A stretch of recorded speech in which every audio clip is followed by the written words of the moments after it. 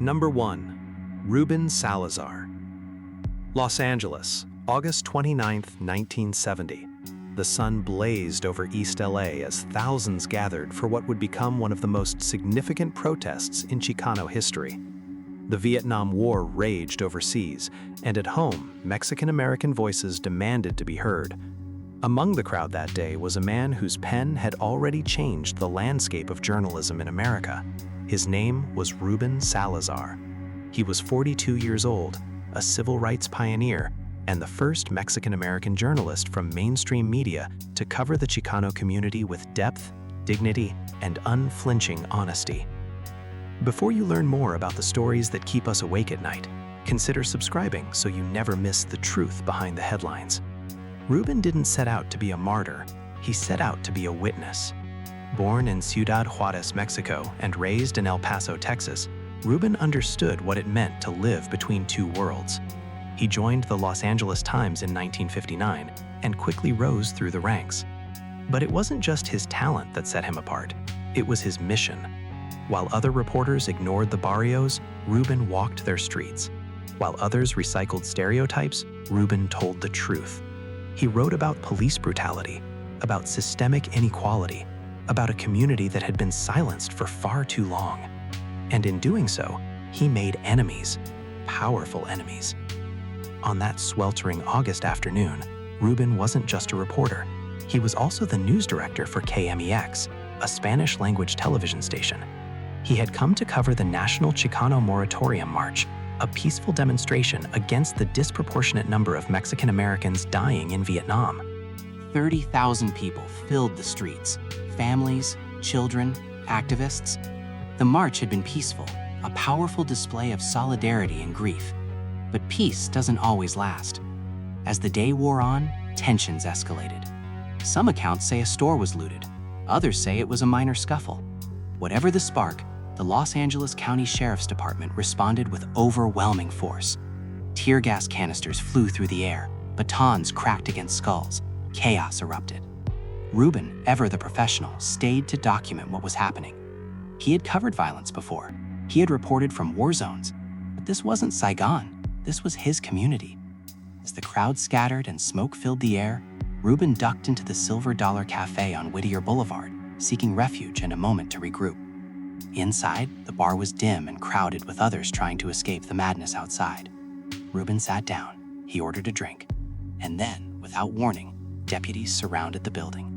What happened next would become one of the most controversial moments in the history of American journalism. A deputy aimed a 10-inch tear gas projectile launcher through the doorway of the bar. The weapon was designed to punch through barricades to disperse riots from a distance. It was not designed to be fired into a crowded room, but that's exactly what happened. The projectile tore through the air and struck Ruben Salazar in the head. He died instantly. No warning, no chance to run, just silence. 3 people died that day, but Ruben's death shook the nation. Was it an accident, or was it something darker? An inquest was held. The deputy who fired, Tom Wilson, claimed he didn't know anyone was inside. He said he was following orders. He said it was procedure. But the Chicano community didn't believe him.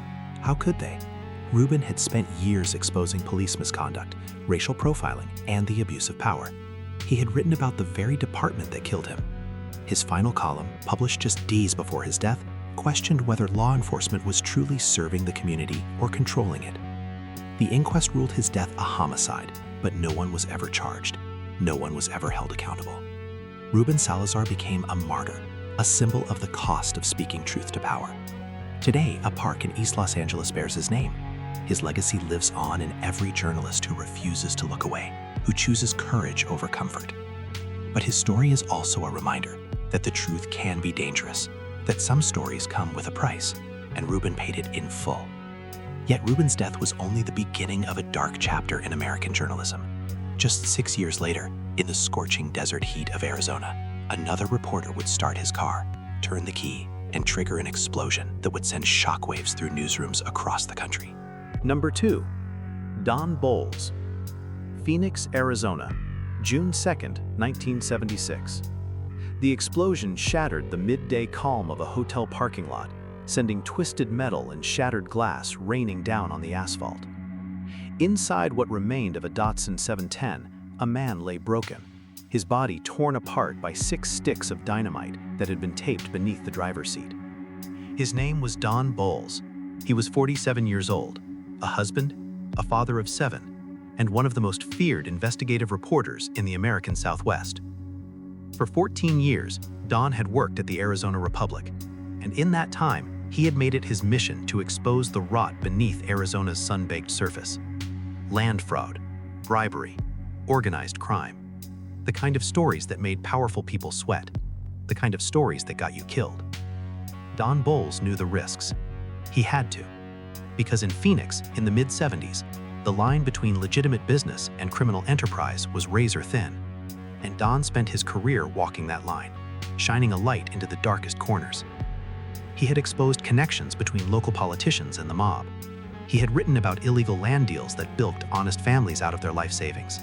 He had documented a web of corruption so vast, so entrenched, that many believed it was untouchable. But Don believed something else. He believed in the truth. And on that June morning, the truth was waiting for him in the form of a meeting that would cost him everything. The day started like any other. Don arrived at the office, left a note in his typewriter explaining his plans. He was meeting an informant named John Adamson at the Hotel Clarendon. Adamson had promised information about a land deal involving top Arizona politicians and possibly the mafia. It was the kind of lead Don lived for. He drove to the hotel, parked his car in the adjacent lot, and walked inside. He waited in the lobby. Minutes passed. Then a call came to the front desk. It was for him. The conversation lasted less than 2 minutes. Whatever Adamson told him, it wasn't enough. Don turned and walked back outside, frustrated, ready to return to the newsroom. He climbed into his Datsun, turned the key, and pulled out of his parking space.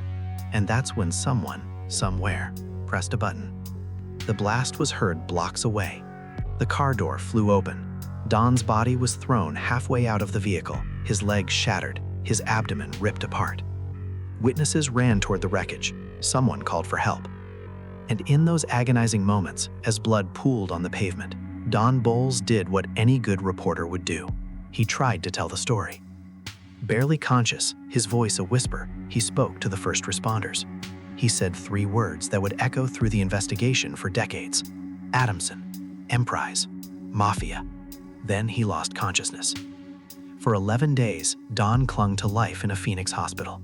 Doctors amputated both of his legs and one of his arms, desperately trying to save him. But the damage was too severe. On June 13th, Don Bolles died. The murder sent shockwaves through the journalism community. This wasn't some random act of violence. This was an execution, a message. And journalists across the country heard it loud and clear.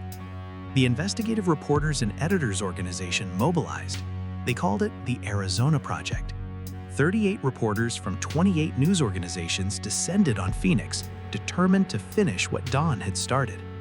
They published a 23-part series exposing the corruption Don had died investigating. It was a defiant act, a refusal to let fear win. But who killed Don Bolles? John Adamson, the informant, eventually confessed to building the bomb. He claimed he was hired by a Phoenix contractor named Max Dunlap, who worked for a wealthy rancher and liquor dealer named Kemper Marley. The theory was that Don had been digging too deep in Marley's business dealings, and someone decided to silence him. Adamson, Dunlap, and a plumber named James Robinson were all convicted at various points, though the legal battle stretched on for years, with convictions overturned, retrials, and plea deals that left many questions unanswered. Some believe the full truth died with Don. Others think the real masterminds were never touched. What's certain is this: Don Bolles paid the ultimate price for doing his job. His car, twisted and scarred, would later be displayed at the Museum in Washington, D.C., a haunting reminder of what can happen when journalism threatens power. But the violence didn't end in Phoenix. Just months later, on the other side of the country, a radio journalist would find himself trapped in a nightmare, surrounded by armed men whose rage knew no bounds. Number 3. Maurice Williams. Washington, D.C., March 9, 1977. The nation's capital, a city built on the promise of democracy and justice, became a war zone. 3 buildings were under siege: the B'nai B'rith headquarters, the Islamic Center, and the District Building, the heart of DC's municipal government. Inside, 150 hostages trembled in fear as armed gunmen prowled the hallways, their weapons loaded, their demands impossible. This was the Hanafi Siege, 39 hours of terror that would grip the nation and claim multiple lives. Among those trapped inside was a voice familiar to thousands of morning commuters. His name was Maurice Williams. He was a journalist for WHUR-FM, Howard University's radio station, a man who had spent his career informing and uplifting the Black community in Washington. He wasn't investigating a story that day. He wasn't chasing a lead. He was simply in the wrong place at the wrong time. But that wouldn't save him. The Hanafi Muslims were a small, radical sect led by a man named Hamas Abdul Khalis. Khalis had a vendetta, a burning rage born from unspeakable tragedy. 4 years earlier, members of the Nation of Islam had murdered his family in their home. 7 people, including 5 children and a 9-day-old baby, were drowned in bathtubs and shot. Khalis survived only because he wasn't home. The killers were caught and imprisoned, but Khalis's grief curdled into something dark and vengeful. He wanted the world to feel his pain. On that March morning, Khalis and 11 of his followers stormed the 3 locations simultaneously, armed with shotguns, rifles, and machetes. They took hostages indiscriminately: employees, visitors, journalists. At the District Building, they burst into offices, shouting commands, forcing people to the ground. Maurice Williams had been there covering a routine city council meeting. When the gunmen entered, chaos erupted. People screamed, some tried to run. The gunmen opened fire. A security guard was shot in the chest. A reporter named Paul Leeper was struck by a ricocheting bullet. And Maurice Williams, a man whose only weapon was a microphone, was killed in the initial assault. The details of his final moments remain murky, lost in the fog of violence and panic. What's known is that he died quickly, one of the first casualties of a siege that would hold the city hostage for more than a day. Outside, police surrounded the buildings. Negotiators worked frantically to establish contact. The gunmen's demands were bizarre and chilling. They wanted the killers of Khalis's family delivered to them for execution. They wanted a film called Muhammad, Messenger of God, removed from theaters because they considered it blasphemous. They wanted the world to know their pain, their fury. Inside, the hostages endured unimaginable terror. Some were beaten. Others were forced to call loved ones and say goodbye. The gunmen threatened to behead hostages if their demands weren't met. Hours stretched into a nightmarish eternity. Maurice Williams's body remained where he had fallen, a grim reminder of the cost of this madness. Ambassador from 3 Islamic countries eventually intervened, appealing to Khalis on religious grounds. Slowly, painfully, a resolution emerged. On March 11th, after 39 hours, the gunmen surrendered. The hostages were freed. But the relief was tempered by grief. Maurice Williams was dead. So was a young reporter named Marion Barry's office worker who suffered a heart attack during the ordeal. More than a dozen others were injured, their bodies and minds scarred by the violence. Khalis and his followers were arrested, tried, and convicted. Khalis himself received multiple life sentences, but no punishment could undo what had been done.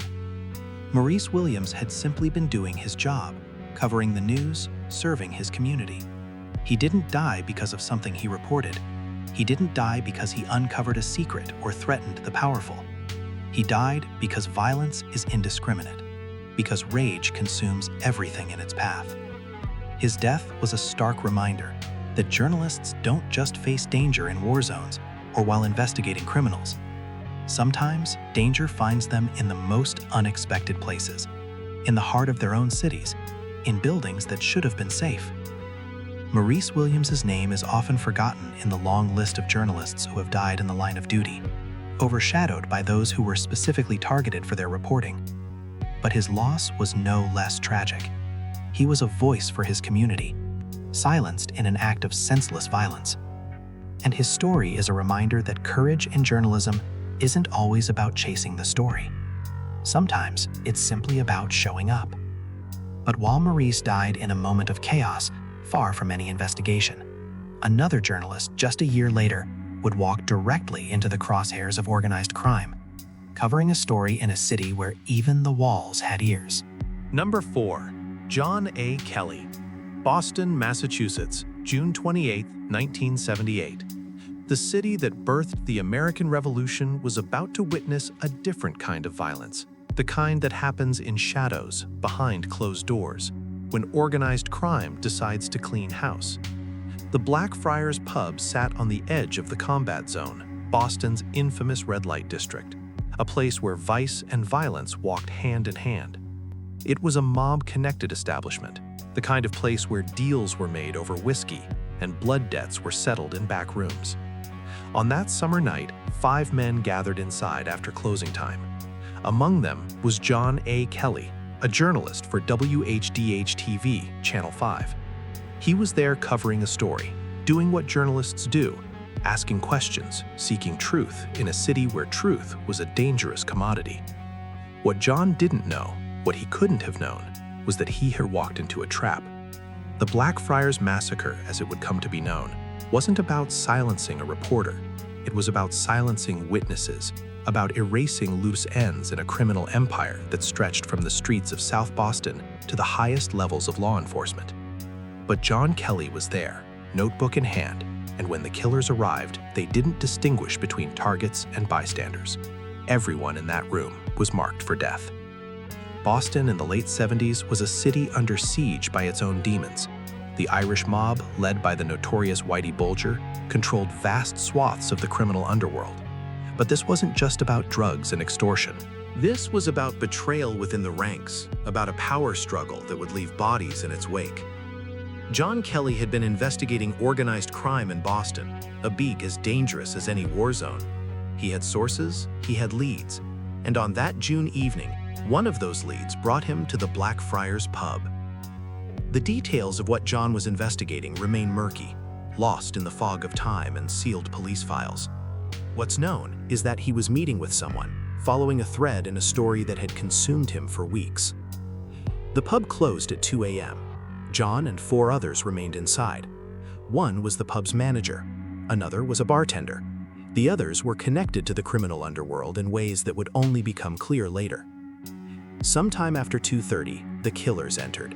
They were methodical, efficient, professional. This wasn't a robbery. This wasn't a crime of passion. This was an execution. The gunman lined the 5 men up and shot them, one by one, in the back of the head. John Kelly, a journalist who had dedicated his life to exposing the truth, died alongside mobsters and criminals, his blood mingling with theirs on the cold floor of a Boston pub. The scene was discovered hours later when the morning staff arrived.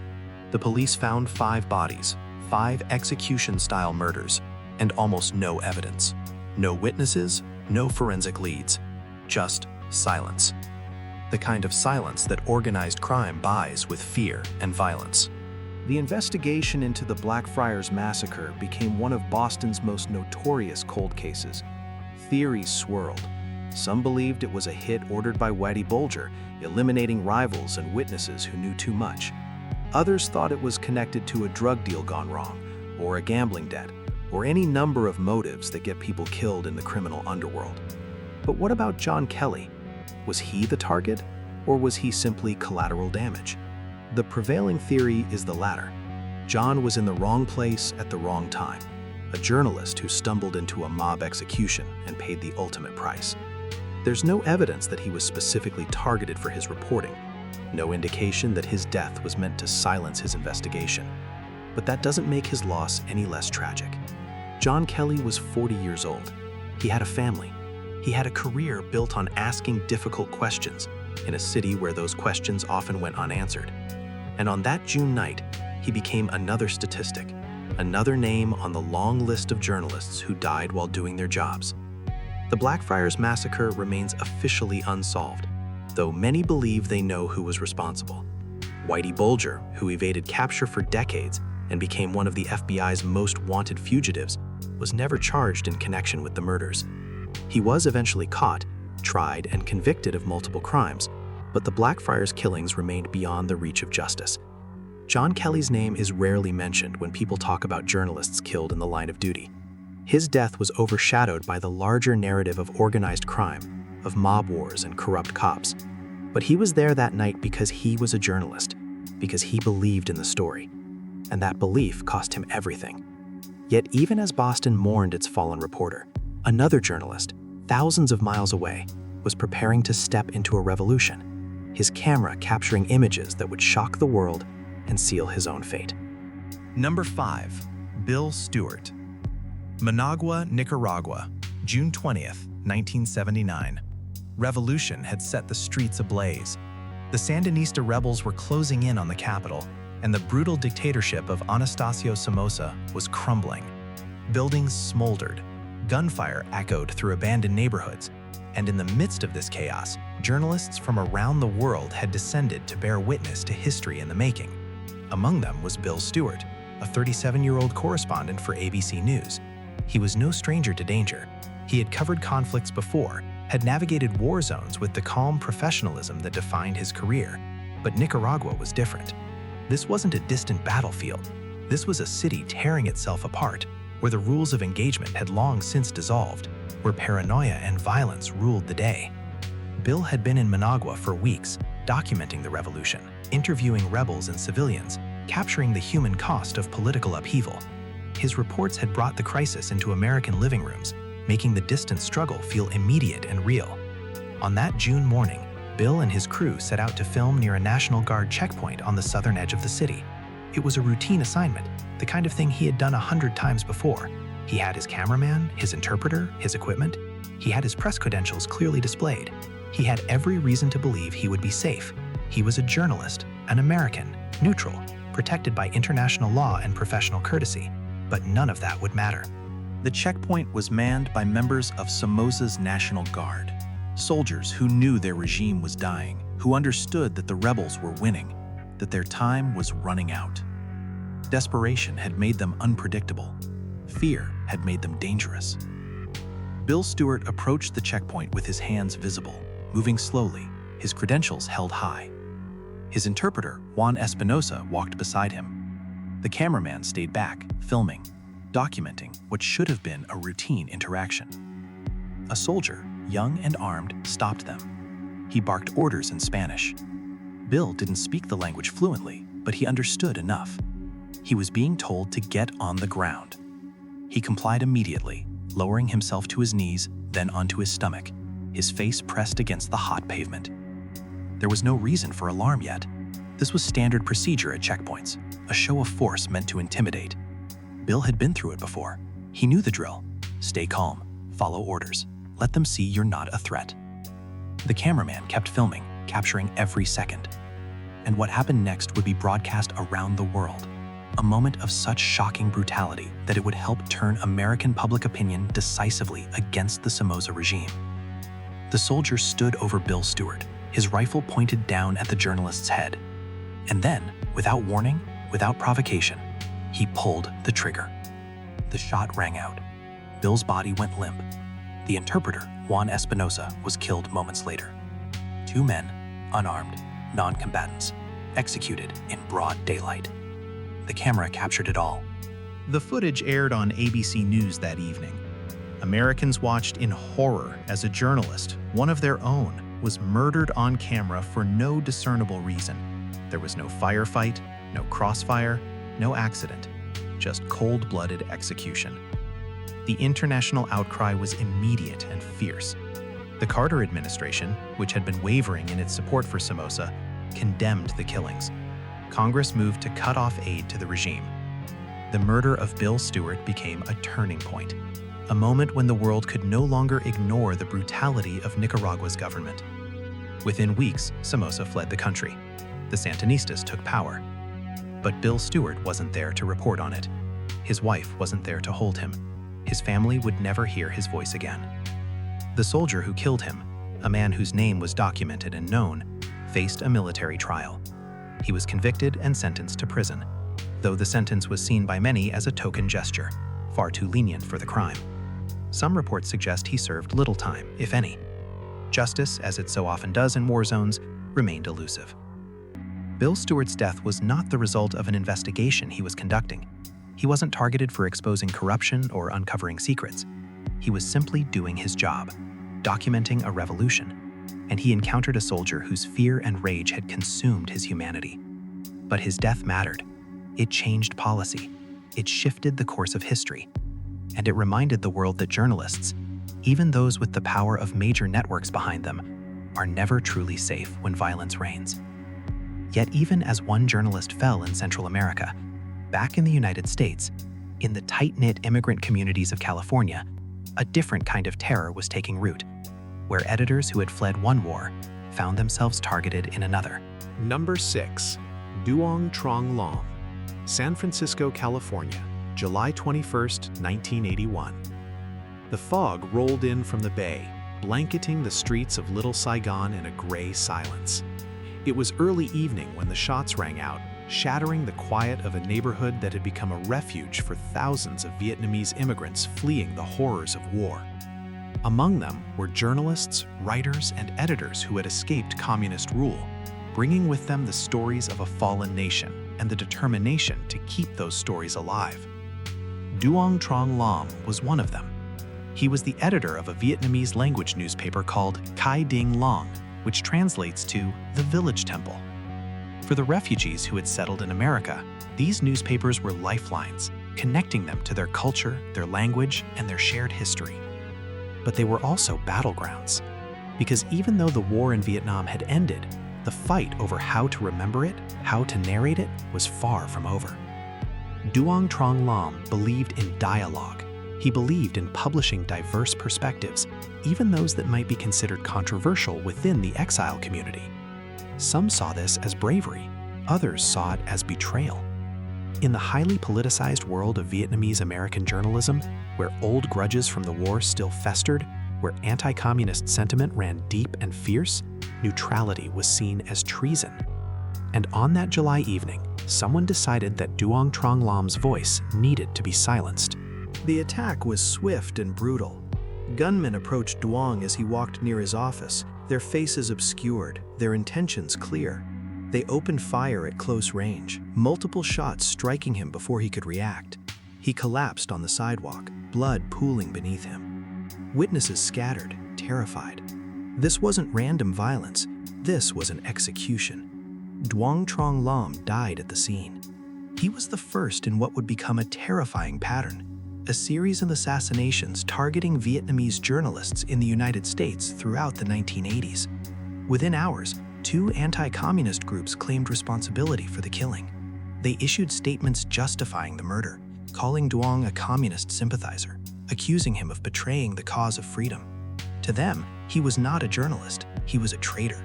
And traitors, in their eyes, deserved death. The Vietnamese exile community was thrown into turmoil. Fear spread like wildfire. Editors and writers who had once felt safe in America suddenly realized they were not beyond the reach of the conflicts they had fled. The war had followed them across the ocean, manifesting not in battlefields, but in the shadows of their new home. Police launched an investigation, but it quickly ran into walls. Witnesses were too afraid to talk. The exile community, wary of American authorities and terrified of reprisals, closed ranks. The groups that claimed responsibility operated in secrecy, their members hidden, their networks insulated. No arrests were made. Duong Trong Lam's murder remained unsolved, his killers free to strike again. The assassination sent a chilling message to Vietnamese journalists across the United States. Speak carefully, choose your words wisely, because someone is always watching, someone is always listening. And if you step out of line, if you publish the wrong opinion, if you show even a hint of sympathy toward reconciliation or dialogue with the communist government in Vietnam, you could be next. Duong Trong Lam was not the only victim. Over the next decade, at least 5 more Vietnamese American journalists would be murdered or attacked in what appeared to be coordinated acts of political terrorism. Some were shot, others were killed in arson attacks. The pattern was unmistakable, and the motive was clear. This was ideological violence, carried out by extremists who believed they were defending freedom, even as they used the tactics of totalitarianism. For decades, these murders went largely unnoticed by mainstream America. They were confined to ethnic newspapers, discussed in Vietnamese, mourned in tight-knit communities that felt abandoned by law enforcement. It wasn't until 2015, when ProPublica and PBS Frontline launched a joint investigation called Terror in Little Saigon, that the full scope of the violence was brought to light. The investigation revealed the existence of shadowy anti-communist groups with names like the Vietnamese Organization to Exterminate Communists and Restore the Nation. It documented how these groups operated with impunity for years, terrorizing journalists and activists who dared to dissent. Duong Trong Lam's name was at the top of that list. He was the first to fall, but not the last. His death marked the beginning of a dark chapter in the history of press freedom in America, a reminder that the protections we assume are guaranteed can vanish when ideology trumps humanity. And just 1 year later, in another American city, another Vietnamese journalist would pay the same ultimate price for daring to use his voice. Number 7. Ngyen Dam Phong. Houston, Texas, August 24, 1982. Just over a year had passed since Duong Trong Lam was gunned down in San Francisco, and the Vietnamese exile community remained on edge. Editors looked over their shoulders. Writers chose their words with paralyzing care. And in Houston's bustling Vietnamese neighborhood, a journalist named Nguyen Dam Phong was about to discover that distance offered no protection, that the violence that had claimed Duong was not an isolated incident, but the beginning of a campaign of terror. Nguyen Dam Phong was the editor of Tu Do, a Vietnamese language newspaper whose name translated to freedom. The irony was not lost on anyone. He had fled Vietnam after the fall of Saigon in 1975, escaping the communist regime to build a new life in America, a country that promised liberty and the right to speak without fear.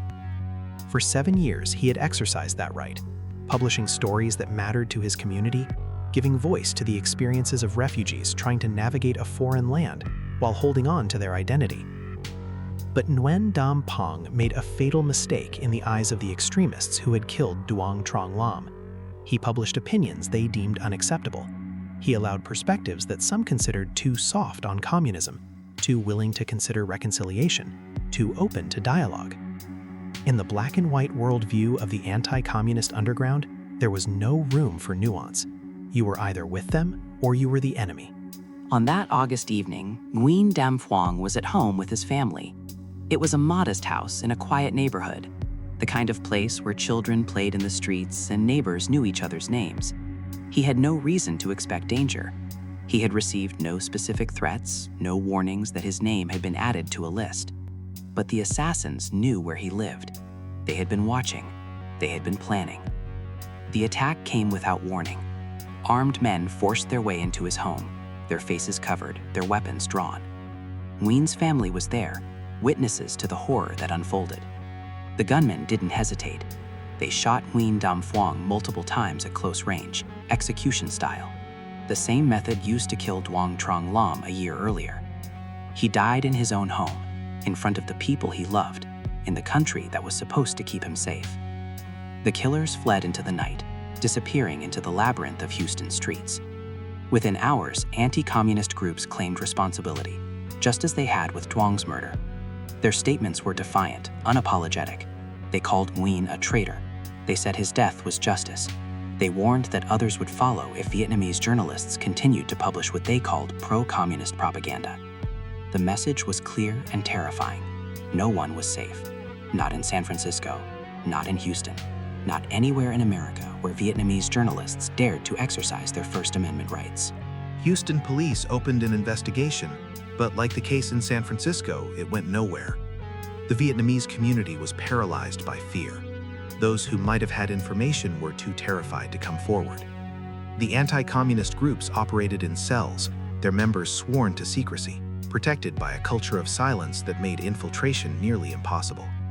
No arrests were made, no one was charged.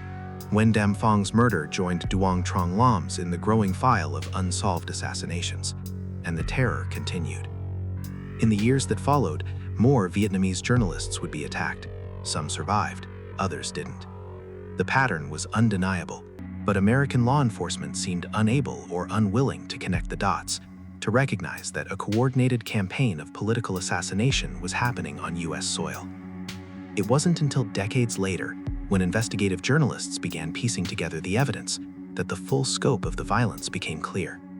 The Vietnamese Organization to Exterminate Communists and Restore the Nation and similar groups had waged a shadow war against their own community, using murder and intimidation to enforce ideological conformity.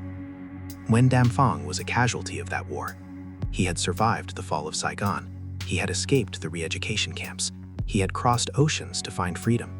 But freedom, he learned too late, is not guaranteed by geography. It must be protected, defended, fought for every single day. His newspaper, Trudeau, Freedom, died with him. His family was left to grieve in a country that barely noticed their loss, and his story became another chapter in the tragic history of journalists killed not by foreign dictators or war zones, but by their own countrymen on American streets. But while the Vietnamese community lived in fear of exile extremists, another journalist in another city was about to discover that hate had no shortage of forms, and that speaking truth on the radio could make you a target for an entirely different kind of killer. Number 8. Alan Berg. Denver, Colorado, June 19, 1984.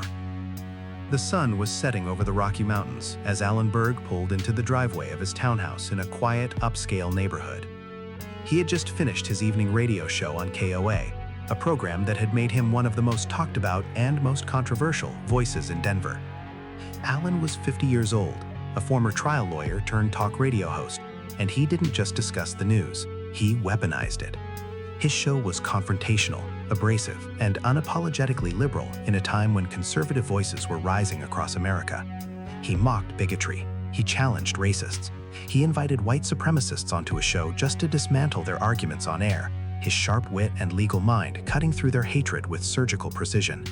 And in doing so, he made enemies, dangerous enemies. Alan Berg was Jewish, he was outspoken, he was everything that the growing white nationalist movement in America despised, and they had been listening. For months, members of a domestic terrorist group called The Order had been monitoring Alan's broadcasts, seething with rage at his mockery of their ideology. They saw him not as a journalist exercising free speech, but as a threat to their vision of a white America, and they decided he had to be silenced. Alan had no idea that as he stepped out of his black Volkswagen that evening, armed men were waiting in the shadows. The attack was swift and brutal. As Alan walked toward his front door carrying a bag of dog food, two men emerged from the darkness.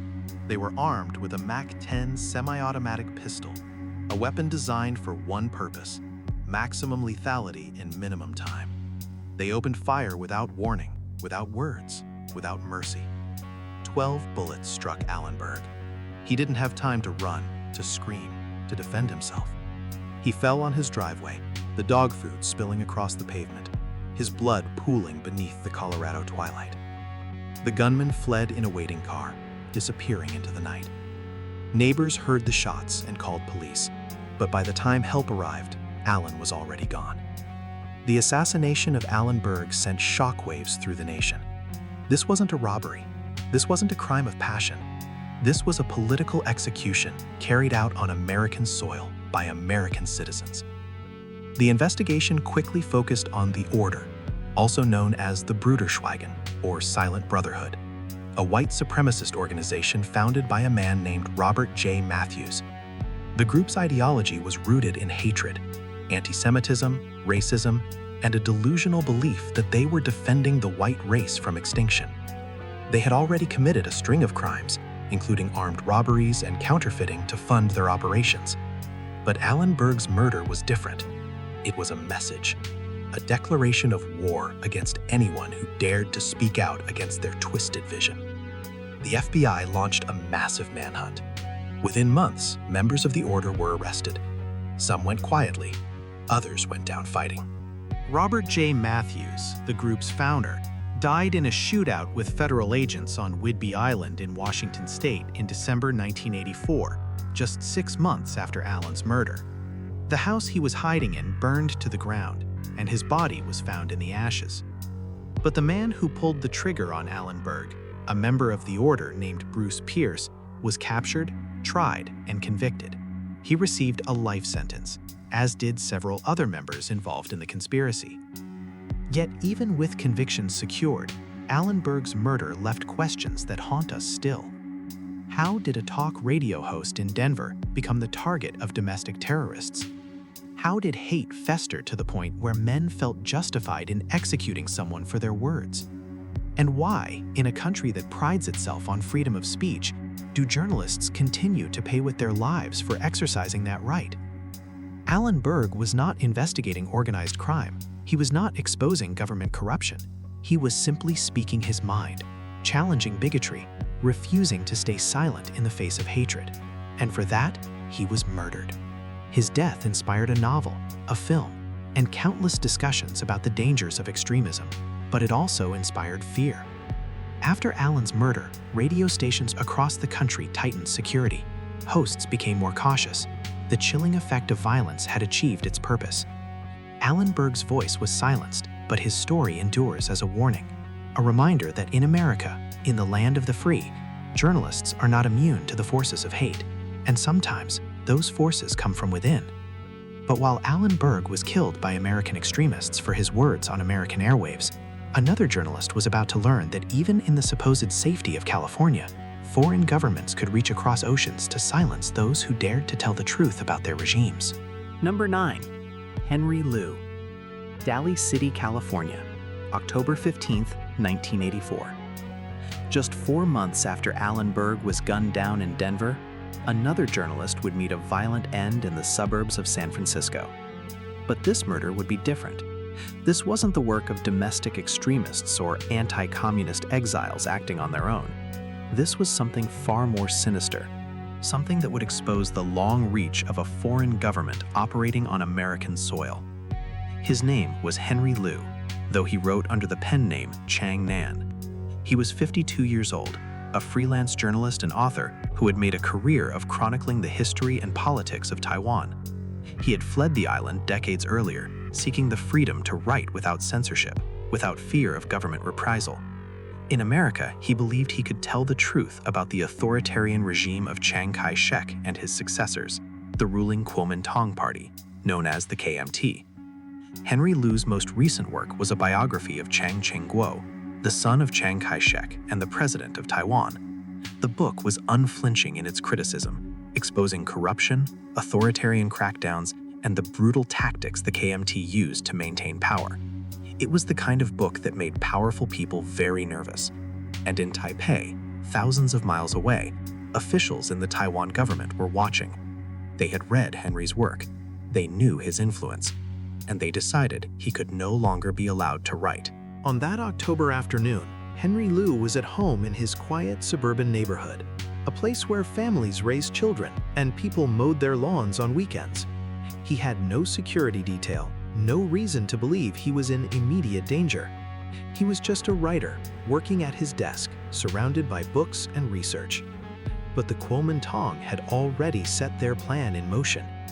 They had contracted members of the Bamboo Union, one of Taiwan's most notorious organized crime syndicates, to carry out the assassination. 2 hitmen were sent to California with a single objective: eliminate Henry Liu. The men arrived at Henry's home in the early afternoon. They knocked on the door. When Henry answered, they forced their way inside.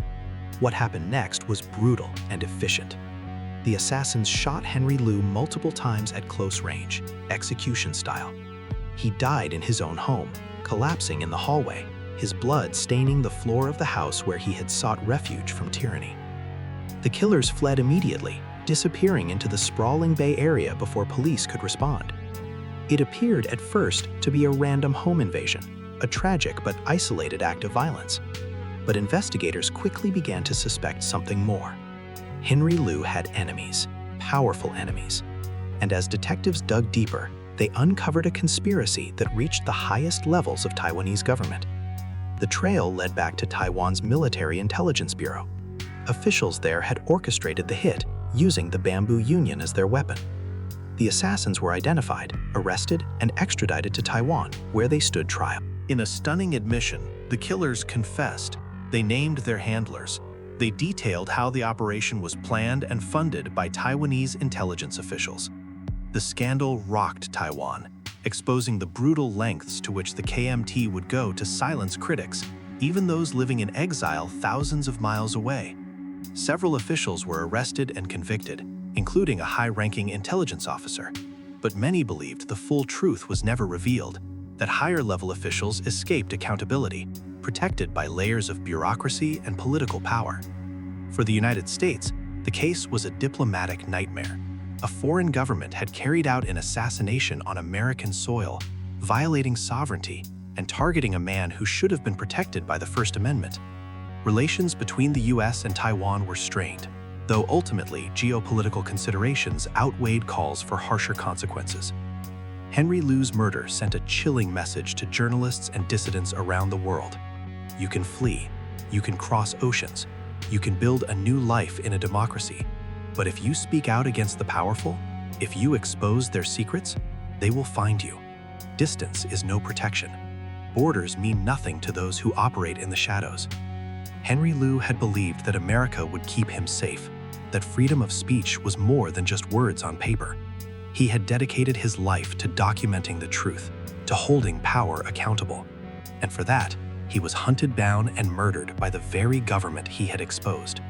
His death remains one of the most egregious examples of transnational repression in modern history, a stark reminder that journalism is not just a profession, it is a battlefield. And for some, like Henry Liu, it is a death sentence. But even as foreign governments and domestic extremists claimed the lives of journalists, there was one more victim in this dark decade, another editor in the Vietnamese community, who would discover that the terror that began in 1981 was far from over. Number 10. Tap Van Pham, Garden Grove, California, August 9, 1987. The pattern had been established. Vietnamese journalists in America were being hunted. Duong Trong Lam in 1981, Ngyen Dam Phong in 1982, and now, 5 years after the terror began, the killers were still operating with impunity, still enforcing their twisted vision of loyalty through violence. Tap Van Pham knew the risks. How could he not? He had watched as his colleagues were murdered, as fear consumed the Vietnamese exile community, as editors and writers made the impossible choice between silence and integrity. But Tap Van Pham refused to be silenced. He was the editor of My, a Vietnamese language magazine that dared to publish diverse voices, that refused to bow to the extremists who demanded ideological purity. Some in the community whispered that he was reckless, that he was inviting danger. Others called him brave. Both were right. Tap Van Pham also went by the pen name Huy Diep Tu, a name that carried weight in the Vietnamese literary community. He was not just a journalist, he was a voice for culture, for poetry, for the preservation of Vietnamese identity in a foreign land. His magazine was a gathering place for writers and thinkers, a forum where ideas could be debated, where the wounds of war could be examined without fear of retribution. But to the anti-communist underground, Tap Van Pham was a traitor, and traitors, in their eyes, deserved only one fate. On that August night, Tap Van Pham was working late in his office. The building was quiet. Most of the staff had gone home for the evening. He was alone, surrounded by manuscripts and layouts, putting the finishing touches on the next issue of My. He had no security, no guards, no reason to believe that this night would be different from any other. But outside, in the darkness, someone was preparing to kill him. The method this time was different. Not a shooting in broad daylight, not an execution in front of family. This would be arson, a fire that would consume everything, leaving no witnesses, no evidence, no chance of survival. The attackers doused the building in accelerant and set it ablaze. The flames spread quickly, hungrily, engulfing the office in minutes. Tap Van Pham was trapped inside, overcome by smoke before he could reach an exit. He died in the inferno, his body found later among the charred remains of his life's work. The fire destroyed everything: manuscripts, archives, years of journalism reduced to ash. By the time firefighters arrived, there was nothing left to save. The investigation confirmed what everyone already suspected. This was arson. This was murder. And once again, an anti-communist group claimed responsibility. They released a statement justifying the killing, calling Tap Van Pham an enemy of the Vietnamese people. warning that others who followed his path would meet the same end. The terror had not subsided. If anything, it had grown bolder. Tap Van Pham's death marked a grim milestone. He was at least the third Vietnamese journalist murdered in the United States in just 6 years, and there would be more. The killings continued into the 90s, a decade-long campaign of terror that left the Vietnamese exile community traumatized and American law enforcement seemingly powerless to stop it. Why couldn't the killers be caught? Part of the answer lies in the nature of the crimes. These were politically motivated assassinations, carried out by secretive organizations with deep roots in the exile community. Witnesses were too afraid to come forward. Informants were non-existent. The groups operated in cells, their members bound by oaths of secrecy and shared ideology. American police, unfamiliar with the language, the culture, and the political dynamics at play, struggled to penetrate these networks. But there was also a darker truth. For years, these murders were treated as ethnic community issues, confined to Vietnamese language newspapers, largely ignored by mainstream media and law enforcement. It wasn't until decades later, when journalists like those at ProPublica and PBS Frontline began investigating, that the full scope of the terror was revealed. Tap Van Pham's name joined a tragic list: Duong Trong Lam, Ngyen Dam Phong, and others who paid the ultimate price for exercising freedom of speech in the land that promised it. His magazine, My, ceased publication after his death. No one dared to continue his work. The chilling effect was complete. These 10 journalists, from Ruben Salazar in 1970 to Tap Van Pham in 1987, represent a dark chapter in American history. They were not all targeted specifically for investigations. Some were caught in the crossfire of larger conflicts, but each one died while doing the work of journalism, while seeking truth, while refusing to look away. Their stories remind us that freedom of the press is not a given. It is fragile, it must be defended, and sometimes it is paid for in blood. The 1970s and 80s were decades of violence against journalists on American soil, a time when speaking truth carried a price that 10 people paid with their lives. Their names deserve to be remembered, their courage deserves to be honored, and their deaths demand that we never take for granted the freedoms they died trying to exercise.